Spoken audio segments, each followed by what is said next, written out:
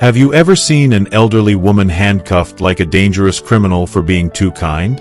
It happened on a cold Wednesday morning at a small-town grocery store in Ohio.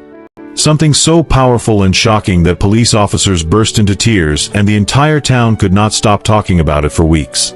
Her name was Margaret Lane. She was 73, lived alone in a quiet white cottage with a rose garden she watered daily, and was known by neighbors as the kindest woman on the block. She always waved to school children, baked pies for the community center, and never missed Sunday service. But that morning, something unexpected happened. Margaret stood in line at the local supermarket. Ahead of her was a struggling young mother, hair messy, baby crying, items scanned and waiting. But her card declined. Twice. Without a word, Margaret gently walked forward and paid for every item. It wasn't the first time. In fact, she'd done this for years, always quietly, always walking away before the person could say thank you. It was her little way of paying it forward. But this time, someone saw. A suspicious manager, new to the store, had been reviewing security footage. He'd noticed the same elderly woman on multiple days, paying for random people's groceries, always in cash, always disappearing fast. He assumed the worst. The police were called. Margaret had just stepped outside with a small bag of flour when two officers approached her. No smile. No questions. Just handcuffs. She didn't resist. She didn't even ask why. She only whispered, "It's all right, honey. I forgive you." The bystanders gasped. Someone pulled out a phone. A child cried. Margaret, in her soft gray sweater and floral skirt, was led into a patrol car as if she were a common thief. Back at the station, things got even stranger. There were no charges. No reports of stolen credit cards. No missing wallets. But still, her name was added to a list. They searched her bag. No ID. No wallet. Just a tiny notebook wrapped in a worn ribbon. Pages filled with hundreds of names and dates. Some were marked with stars. Others had small notes like, "Looked tired," "Crying," said "Thank you," "Looked ashamed." An officer flipped through it, confused. Who were these people? Was it a scam? A secret operation? Nobody could understand why a senior citizen would be doing this. Margaret just sat quietly, hands folded, eyes distant, as if she was somewhere far away. Then, something happened that changed everything. A young rookie officer named Jenny stepped forward and asked to speak with her. She had grown up in the town, and something about the woman seemed familiar. Jenny asked one question, "Ma'am, did you ever work at Ridgewood Elementary?" Margaret nodded slowly. And just like that, the pieces began to fall into place. Officer Jenny's heart began to race as she looked at the quiet old woman sitting in front of her. The same woman who had once handed her a peanut butter sandwich when she forgot her lunch in second grade. Yes, Margaret Lane had been the school secretary at Ridgewood Elementary for nearly 40 years. But she wasn't just a secretary. She was the one who stayed late so kids didn't wait alone in the rain. The one who quietly slipped dollars into forgotten backpacks. The one who remembered every child's birthday, whether they had parents to celebrate with or not. The notebook now made sense. Those names? They were all children she had once helped, comforted, or fed. And now, decades later, she was still doing it. Just in different places, to new faces, in grocery store aisles instead of school hallways. Jenny opened a random page. James, couldn't afford cereal, held back tears, paid in full. Another one, Tina, only had diapers in her cart, looked lost, paid everything. Every name had a reason. Every action, a memory. And every page revealed a life quietly dedicated to kindness. The station grew silent as officers passed the notebook around. Some recognized their own names. Others remembered stories their siblings had told.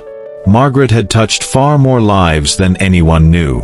Still, the paperwork said she had no identification, no bank account, no next of kin. How was she even surviving? Jenny drove to Margaret's cottage.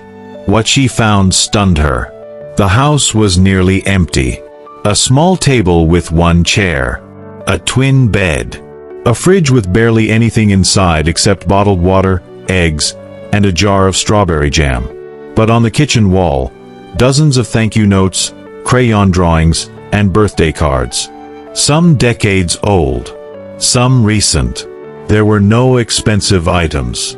No luxury. Just memories, love, and letters from people who had once been strangers. And beneath a loose floorboard, Jenny found something even more surprising. An envelope filled with cash. Neatly sorted, labeled, "For others." Margaret had been living on her modest pension and using nearly everything else to help people she'd never even met. Back at the station, the mood shifted.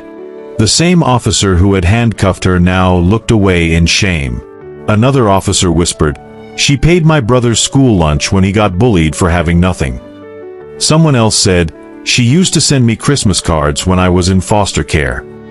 And still, Margaret just sat quietly, unaware of the wave of realization spreading around her. She wasn't a thief. She was a silent guardian. And just as Jenny returned to the station with the letters and the cash-filled envelope, a phone call came in. The phone rang with a strange urgency. Jenny picked it up. A man's voice, clear, steady, but emotional, asked, "Is this where Margaret Lane was brought?" Jenny hesitated. "Yes, sir." "May I ask who's calling?" The man paused. "My name is Dr. Aaron Whitmore. I'm calling from Chicago. I need to speak with her immediately. She saved my life. Please, tell her it's Aaron. Aaron from room 16B. Jenny glanced over at Margaret, still seated calmly, her hands resting on her lap like a woman waiting for a bus. Jenny placed the call on speaker and whispered, "Margaret, someone's asking for you." The moment the name Room 16B was mentioned, Margaret blinked.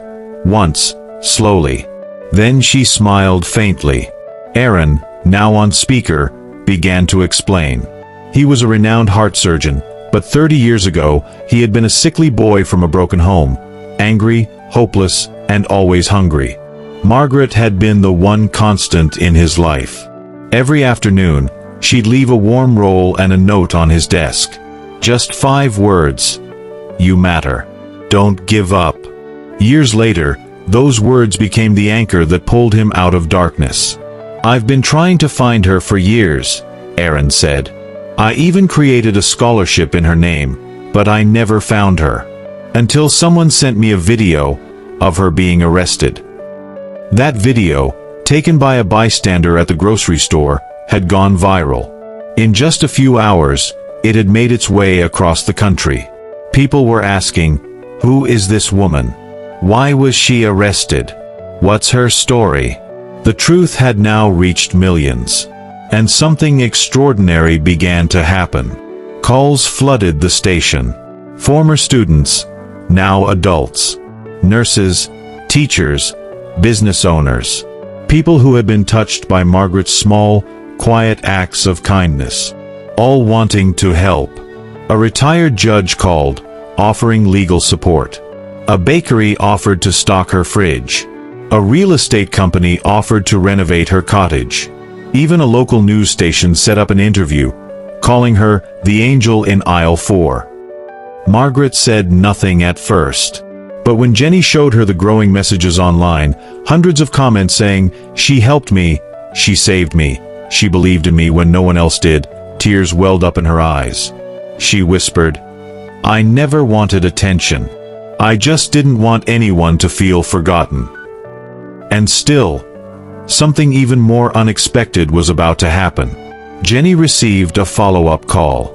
It was Dr. Whitmore again, but this time, he wasn't alone. He had flown in. He stood at the front desk of the station, holding a letter, asking to see Margaret. He had something for her. The room fell silent as Dr. Aaron Whitmore stepped into the station.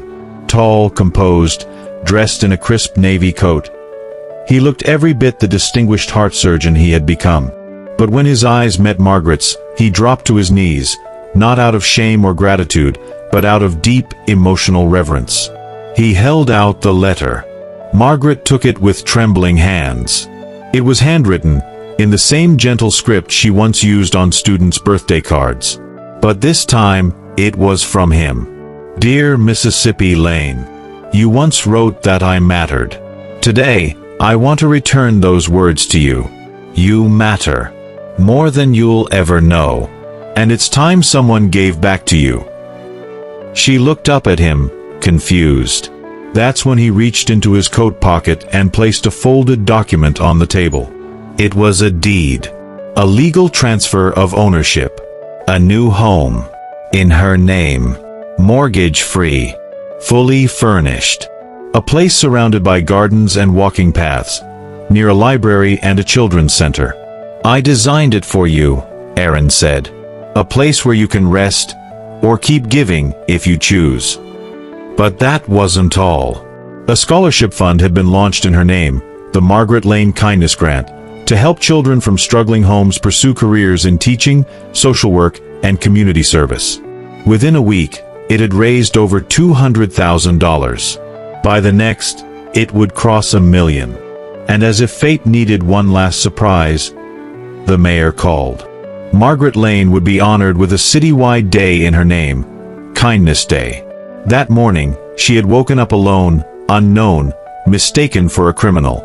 By nightfall, she was a legend. But even then, Margaret remained humble.